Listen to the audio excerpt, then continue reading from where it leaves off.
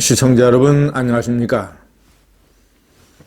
청와대 앞에서 노숙 단식 투쟁을 벌이고 있는 황교안 대표가 건강을 잘 유지하시기 바랍니다. 유재수에 대한 구속영장이 청구됐습니다. 금융감독위원회 금융정책국장 시절 관련 업계로부터 수천만 원의 불법 자금을 받은 혐의입니다. 최근에 직책을 맡고 있는 부산시 경제부시장 시절에도 불법 자금을 받은 혐의가 드러나고 있다고 합니다. 그가 만약에 구속이 되면 노무현 권양숙 여사를 포함한 일가족의 640만 달러에 이어서 불법 자금 사건으로 범죄자로 기록이 되는, 그는 노무현의 수행비서였습니다. 수행비서마저 나중에 불법 자금으로 감옥에 가는 이런 치욕의 정권으로 기록되게 됐습니다. 자, 문제는 그것보다도 더 큰 것은 누가 유재수의 이런 범죄 사실을 은폐하려고 했는가? 청와대 특감반원들의 감찰을 누가 무마했는가? 누가 이것을 덮었나? 사건은 상당히 꼬리를 물고 커지고 있습니다. 지난 2월 달이죠. 김태우 수사관이 폭로를 했을 때, 그때 검찰 수사가 진척이 되지 않았습니다. 김태우 수사관과 같은 특감반에서 일했던 특감반원 이모 씨, 유재수 이 불법 자금 건을 감찰을 했던 이모 씨가 외압이 없었다, 은폐 외압이 없었다, 이런 식으로 진술을 했기 때문에 수사가 진행이 되지 않았다고 합니다. 그런데 최근 검찰 수사에서 이 이모 씨가 진술을 번복을 해서 외압이 있었다. 더군다나 당시 특감반장이었던 이인걸 변호사, 정경심 교수의 사실상 변호인단의 대표 변호사로 활동을 하다가 그만뒀죠. 이인걸 전 특감반장도 외압이 있었다라는 것을 시인했다고 합니다. 김태우 수사관이나 이모 수사관뿐만 아니라 당시 특감반에 활동을 했던 수사관들이 이구동성으로 다 외압이 있었다는 것을 증언하고 있습니다. 왜냐? 이인걸 특감반장이 특감반원들을 모아놓고 윗선의 지시가 있어서 유재수 감찰건은 더 이상 진행하지 말라라고 지시를 내렸기 때문에, 감찰 중단을 공개적으로 지시했기 때문에 그 지시를 들은 특감반원들은 모두 다 그것을 기억을 하고 있고 거의 다 검찰의 이구동성으로 증언을 하고 있다고 합니다. 자, 그렇다면 이인걸 특감반장 바로 위에는 박형철 반부패 비서관, 그리고 그 위에는 조국 민정수석, 그 위에는 임종석 비서실장, 그 위에는 문재인 대통령. 이 유재수 건이 터진 게 2017년 중반입니다. 정권이 출범하고 얼마 되지 않아 터졌습니다. 두세 차례 그를 이 특감반에서 소환을 해서 감찰을 했다고 합니다. 그때 유재수는 돈을 받은 사실을 인정을 했는데 대가성은 없었다라고 주장을 했다는 것이지요. 그리고 나서 이제 자녀 유학비 명목으로 받았는데 내가 미국의 계좌 내역을 제출하겠다라는 식으로 얘기를 해놓고 출석을 거부했다고 합니다. 근데 대개 관행상 출석을 거부하는 그런 피혐의자들은 대개 청와대 특감반에서 관련 검찰에 수사 의뢰를 하는 것이 관행이라고 합니다. 그런데 수사 의뢰를 하지 아니하고 재직하고 있는 금융위원회 기관의 통보 조치로 끝냈습니다.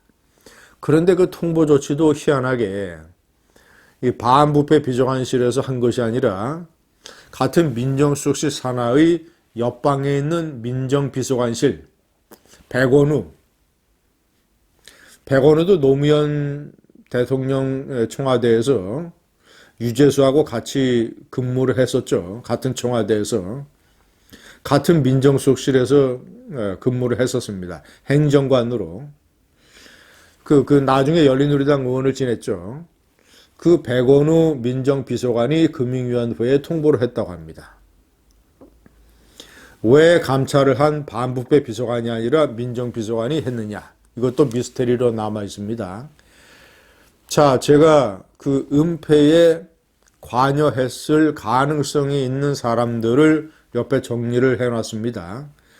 첫 번째, 이 시기가 대단히 중요합니다. 유재수는 원래 춘천고등학교를 나왔습니다. 그리고 연세대학교 경제학과. 춘천고등학교 이 PK 출신이 아니기 때문에 노무현 그룹과 처음서부터 이렇게 인연이 깊은 그런 관계는 아니었습니다. 자, 행정고시를 패스해서 재정경제부에서 엘리트 관료로 성장을 했죠. 재정경제부 관료 시절에 2004년서부터 2006년, 2004, 2005, 2006년 3년 동안 노무현 청와대에 파견 근무를 하게 됩니다. 자, 그런데 희한하게 경제수석실에 간 것이 아니라 민정수석실에 갔습니다. 그래서 처음에는 민정수석실 행정관, 그러고 나서 일을 잘했든지 아니면 당시 청와대 핵심들의 눈에 쏙 들었는지 노무현 대통령의 제1부속실, 완전히 노무현 대통령의 의전, 일정, 이런 이 개인적인 일, 이런 것들을 다 챙기는 요직 중에 요직이죠. 그 제1부속실의 행정관으로 근무를 하다가 수행비서까지 맡았다고 합니다. 수행비서. 핵심 중에 핵심이죠. 실무 요직. 자, 그러니까 그때 청와대에서 누가 근무를 했는가? 현재 문재인 정권의 실세 중에서. 아니면 아름아름해서 어떤 커넥션이 있었는가를 규명해내는 것이 중요합니다. 자, 첫 번째 이 혐의 가능자 문재인은 2004년에서 2006년까지 청와대의 시민사회 수석과 민정수석을 지냈습니다. 뭐 그런 자리도 중요하지만 문재인의 최측근이기 때문에 노무현의 최측근이기 때문에 노무현의 수행비서를 지낸 유재수와는 상당히 친밀한 관계였죠. 왜냐? 수행비서와 뭐 연락할 일이 많지 않겠습니까?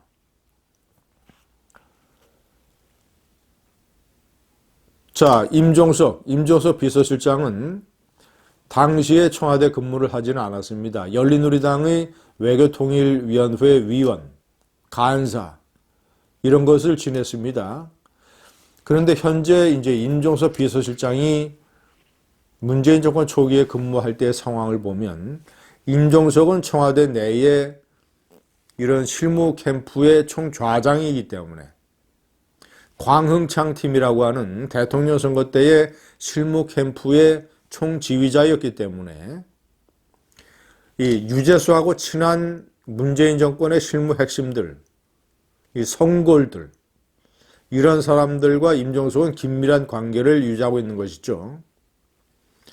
자, 네 번째 김경수.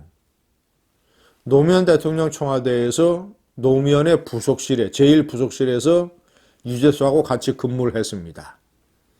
그리고 유재수 감찰 사건이 터졌을 때는 민주당의 의원이었습니다. 자, 그러면 상상을 해보면, 추정을 해보면 유재수가 문재인 정권 초기에 금융위원회 금융정책국장 시절에 청와대에 소환이 돼서 감찰을 받을 때 유재수는 자기가 이것을 어떻게 빠져나갈 것인가 결사적으로 매달렸지 않겠습니까? 그러면 문재인 정권에 영향력 있는 사람들에게 구명을 호소했겠죠. 자, 그럼 그런 호소를 받았을 한 사람이 김경수, 당시 민주당 의원. 자, 그리고 임종석은 아름아름을 통해서, 그리고 임종석은 첫 번째는 이 보고가 조국 민정수석이 노무현의 수행비서가 수천만 원의 불법 작업으로 감찰에 걸렸는데 그것을 임종석 비서실장에게 보고 안 했겠습니까? 임종석 비서실장은 문재인 대통령에게 보고 안 했을까요? 왜냐? 문재인이 노무현의 오른팔이었고 노무현의 수행비서를 누구보다도 잘 알고 있었는데, 자, 그리고 권양숙 여사 일가의 불법 자금 사건에 더해서 이것이 터지게 된다면 노무현에게도 치명적인 이 명예의 훼손이 되는데 문재인에게 보고를 안 했겠습니까? 임종석 실장이. 그래서 저는 문재인이 알았다. 자, 그러면 감찰 무마를 누가 지시했을까요?